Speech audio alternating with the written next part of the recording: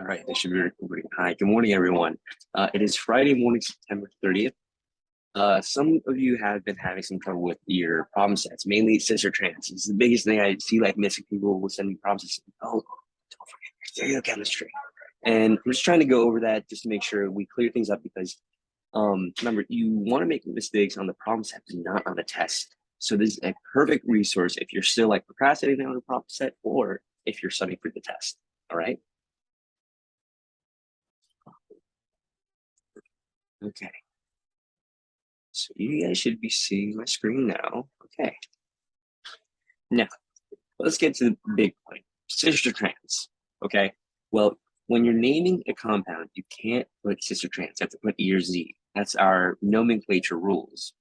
And you have to put at the very beginning of your compound. So an example would be like E, I don't know, 2-methyl I don't know, bute 1E, something like that. Okay. Yeah, that's it. Cis or trans. And then trans is E, cis is Z. And some people like to think of C and Z like the same side. Some people, I just like to use the alphabet like right down here. C and Z are the beginning and end of the alphabet. Cis right here. Cis and Z and the alphabet. And then the inner side of the alphabet, E and trans. That's how I always think about it. Yeah. You can do whatever you want, but let's get to the main point. When do we use cis and trans? And the big thing you're looking for are alkenes, because alkenes are sp2 hybridized and they can't rotate. They're planar. All right, those pi bonds, they don't, if you rotate those pi bonds, they'll be perpendicular to each other. Those orbitals don't overlap. It can't exist. You can't twist it, right? So when you see any kind of problem, even on test 2, test 3, and on the final, if you see this double bond, think C or Z. That's when you use it, okay? When do you not use it? Well, if you have not a stereocenter, and you might be thinking, wait, isn't that pretty obvious? And I'm like, yes, it is, but not necessarily when you're looking at something straight up. For example, if you have cyclobutadiene, okay,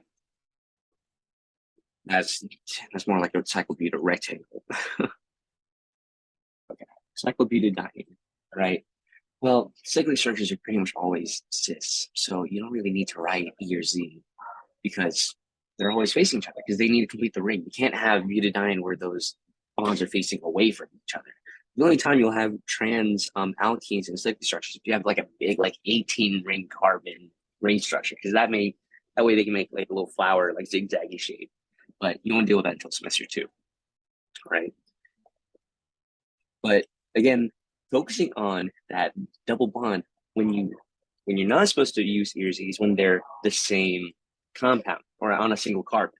So if you're looking at this one right here, all right, fill in the connectivity on that carbon-carbon bond. So the carbon-carbon bond is right here between the bridgeheads for that double bond.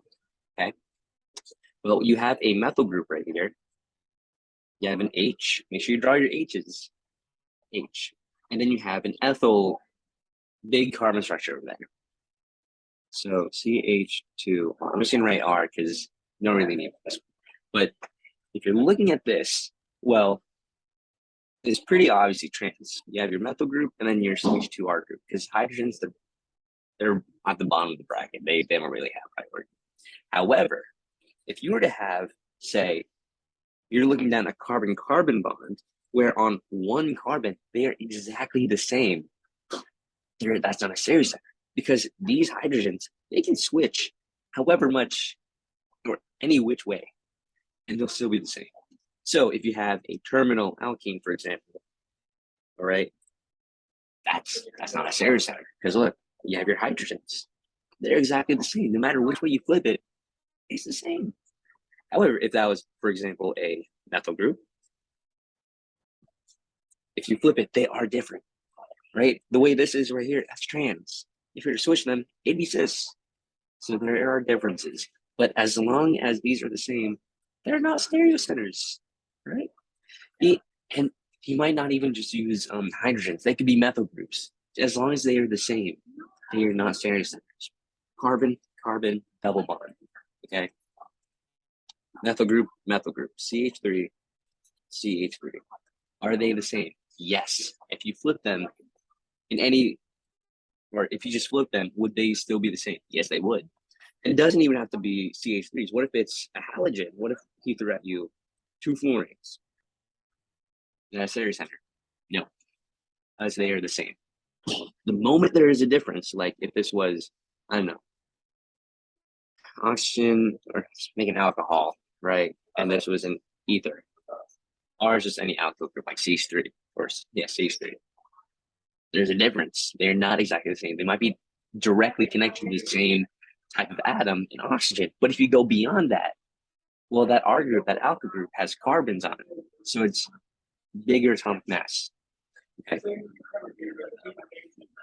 So trailing back to what we said before, they have to be different. Or if you're looking at carbon-carbons, the attachments on that carbon have to be different in order to have stereocenter. So something like this, if you have a carboxylic acid, that's a carbon, 2 oxygens, and then hydrogen. But the 2 oxygens, those occupy all 3 direct bonds for carbon. So if you were to expand it out, all right, this is that bridgehead carbon bond, okay? It has 1, 2, 3, 3 carbon oxygen bonds. For this one, that's just a CH3 group. So when it comes to this bridgehead carbon, this branch takes priority. And going on the left side, that's pretty easy. Methyl group, larger size. Which one is larger, carbon or hydrogen? It's going to be carbon. You go this way, that's going to be cis. Cis, it's going to be Z at the ends of the alphabet, or this is the same side. Now for this one's also pretty easy. Cis or trans? Well, you know it's not the hydrogens. You have 2 methyl groups, and they are trans from each other. So that's E. Okay. Now the thing is, you're looking for, or the thing is, if they're the same atoms, you have to keep going further. You got to look at the direct connectivity, direct and first and foremost. And you'll see what I'm talking about, well, now. Okay, what if you're given this structure? Sometimes Dr. Bird will give it to you written out with your alkene straight, plain and simple. It's going to be really nice. Sometimes it's not all too obvious, and you have to draw in this form to better look at it. And sometimes you can just do it in your head because you're a god like that. Whatever. Okay. But first things first, let's look at our bridgehead carbons. Bridgehead carbon, bridgehead carbon. Let's look at the connectivity. Let's look at the left here. So we have our direct connectivity, so carbon and a carbon. Well, what do? They're the same. You have to look at the direct connectivity after that. Okay. See? Okay, that carbon is connected to 2 H's and then a C. If I were to expand it out, it would look something like this. This is that bridgehead carbon bond. C, H, H, C. This carbon is that carbon. It's connected to 2 hydrogens and then a carbon. So I just like to write it out on the side, C, H, H. Okay, and for this one, this carbon looks like this. H, H, H. And it looks like it's connected to hydrogen, hydrogen, hydrogen. So it's H, H, H. Now, looking between this and that, which one takes priority? It's going to be the one with the carbon. You're looking for the biggest size. So it's going to be this one.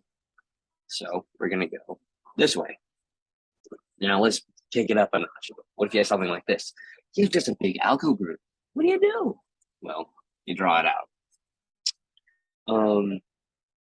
You are connected to, look, 2 carbons. Again, you have a tie. So you have to draw out the direct connectivity on that tie or that carbon, those tie molecules. So if you're to draw it out, this would look something like C, H, CH3, CH3, an isopropyl group.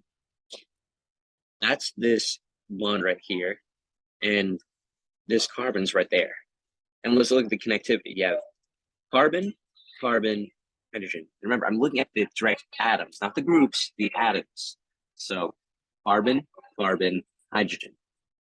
Now, if we're looking over here, let's look at what that looks like. All right, you have carbon, CH3, CH3, CH3.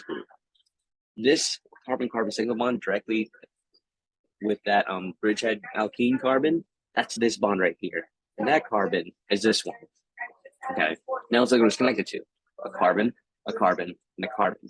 So we'll draw it out, C, C, C. Out of these two, which one wins? It's going to be this one, right? So if going this way, look at that. Your arrows pointing away from each other. It's going to be trans. So it's going to be E.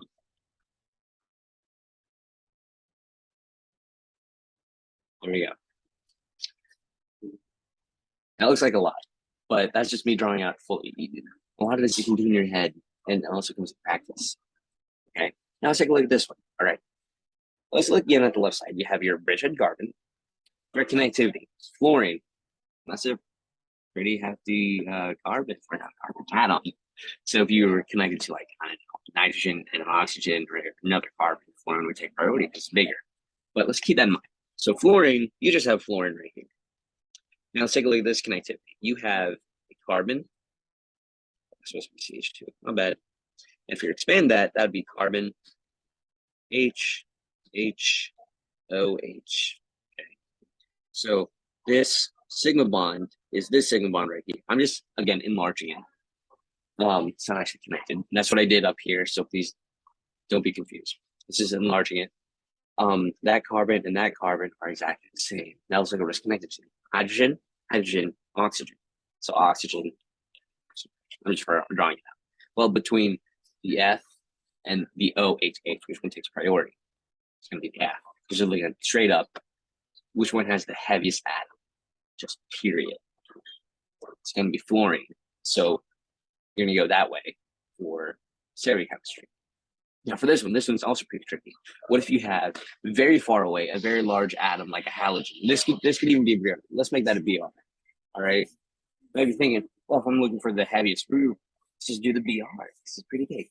No, because again, you're looking at direct connectivity. So again, let's take a look at, okay, here's my carbon. Now let's look at what's next, because you have a tie, two carbons. Let's look at the connectivity of those carbons. So hopefully I'm going to do this a little faster. You have two hydrogens and then one carbon directly attached. That Br is attached to the CH2, not that first alpha carbon. Okay, so we'll learn that later. We have a carbon, hydrogen, hydrogen. Okay, now for this one, you have three methyl groups. Just like up here, that's three CH3 groups. So you have carbon, carbon, carbon. Because remember, there's three of them. So that'd be C, C, C. Well, let's take a look at the connectivity. You have CHH and CCC. Which one takes priority? It's going to be the CCC. Even though that top one has a bromine, it's not directly attached. It's pretty far away in that compound. All right. So we want the one that's most directly heavy, if that makes sense. So if that CCC takes priority, well, we want to go this way. Right? Facing opposite each other. Again, look, we have trans. E. So get one final example. And this time it's not written out. And you might be thinking, or a lot of people be thinking, well, you have two methyl groups. They must be cis to each other. They are cis to each other, but the compound is not cis. You might be thinking, what? Why? Well, look at the connectivity, my guy or girl. Look at that. Okay, you have your bridgehead carbon.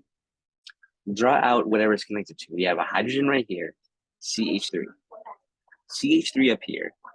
And that basically translates to CH2, CH3. That's what it translates to. So if you're looking at the left side, it's pretty obvious methyl group takes priority over H. But if you're looking over here, You have a carbon and a carbon. Let's look at the connectivity. H, H, H.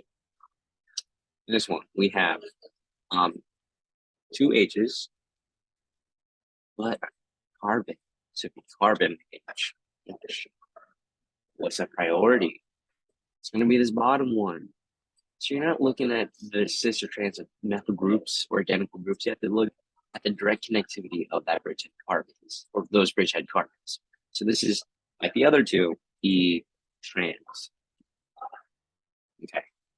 Now let's just work on a little more stuff related to the problems, right? Remember your nomenclature, you have a hierarchy. And for semester one, your top priority is going to be alcohol. And right under that are amines. Amines. And below that are your alkenes and your alkynes. You learn about alkynes, but your alkenes, that's what you're focusing on. You don't have any alkynes in this process, so don't worry about it. And then you have like your halogens, your brain sex group. So your halogens, ethers, alpha groups, right? So alkenes do take priority. So if you get a lower number for your alkene, even if that number fucks up the other groups, you got to give alkene a lower number. If you had both of these, alcohol has to get the lowest number. So if you were to have, right, something like this, okay, 1, 2, 3, 4, 5, 6, 7. Your alcohol would get a 3. Your alkene would get a 6. Or the other way around. Let's use pink. 1, 2, 3, 4, 5, 6, 7. Your alcohol would get a 5. Your alkene would get a 1. One wins. Well, even though it is an enol, your alcohol would take priority. So it has to be that top number. So you would have, oh yeah, 7 carbons. That's 6, 3, all. That's what it would be. All right. Ooh, one more thing. Your alkenes also have to be a part of that main chain. So if you were to have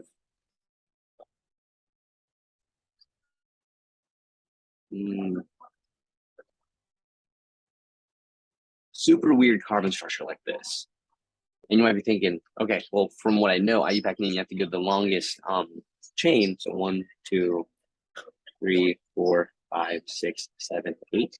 That's an octane with an alkene branch. No, it's not. You have to count the alkene. You have to go 1, 2, 3, 4, 5, 6. Can't have a branch of a branch with an alkene. It's just not what we like. So even though we get a hexane compared to an octane, the hexane is actually a hexene. That's very, don't over, but we just want I'm losing my mind. We want the alkene to be on that parent chain no matter what, even if it makes a lower parent chain. Just you want the alkene on the parent chain. That's all you have to think about. Okay, so you see a structure like, I don't know. All right, alkene like that. Your parent chain is not straight across. Your parent chain wraps through the alkene and then through there. That's your parent chain. Okay, so hopefully that clears things up. So I'm gonna stop the share right now. If you have any questions, feel free to email your TA. Is pretty good resources. Again, it's okay if you don't do awesome in this problem. At least it's mainly help you, especially for the tests.